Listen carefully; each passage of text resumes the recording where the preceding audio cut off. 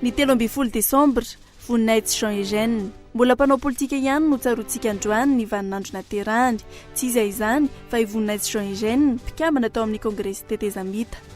Efa solombavam-bahoaka isandreo nanorina ny antoko RPSD i voninahitsy Jean Eugène izay teraka tany Morafeno be ny 13 Desambra 1957. Talohan'ny idirany teo amin'ny sehatra politika sy ny fandaharana dia efa nisahana ny asa fampianarana tao amin'ny Kolo TV i voninahitsy Jean Eugène ny taona 470 hatramin'ny 770. Io taona io no nahavoafidy solombavam-bahoaka azy tao amin'ny lisitra Arema raha vao 420 taona monja.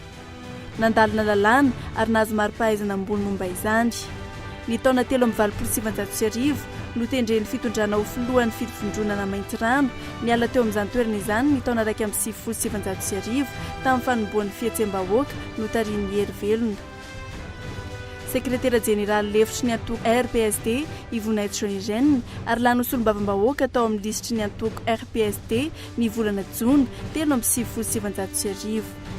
Izy no filoha lefitry ny antenimieram-pirenena, isan'ireo nahafantarana ity olo malaza iray ity ihany koa teo amin'ny toerana mahasolombavam-bahoaka azy ny fifandraisany tamin'ireo parlemanta avy any ivelany. Izy no filohan'ny fikambanana parlemanta malagasy Taiwan. Tao anatin'izao fitondrana tetezamita izao dia mpikambana tao amin'ny kongresy ny tetezamita ity mpanao politika ity ary nitarika ny vondrona politika lezasy mpanao politika fantatry ny maro raha i voninahitsy Jean Eugène indrindra teo amin'ny sehatry ny fanoherana fitondrana ary nandraisany anjara tamin'ny fifidianana izay ho filoham-pirenena toy ny tamin'ny 15 Oktobra farany teo. 13 Desambra 2020 namoahany fitondrana ravalomanana didy ny fanakatona ny fandaharana tao amin'ny fahitalavitra viva noho ny nandefasan'ny fanehoan-kevitra ny filoha Didier Ratsiraka izay noheverina ho manakorotana ny firenena.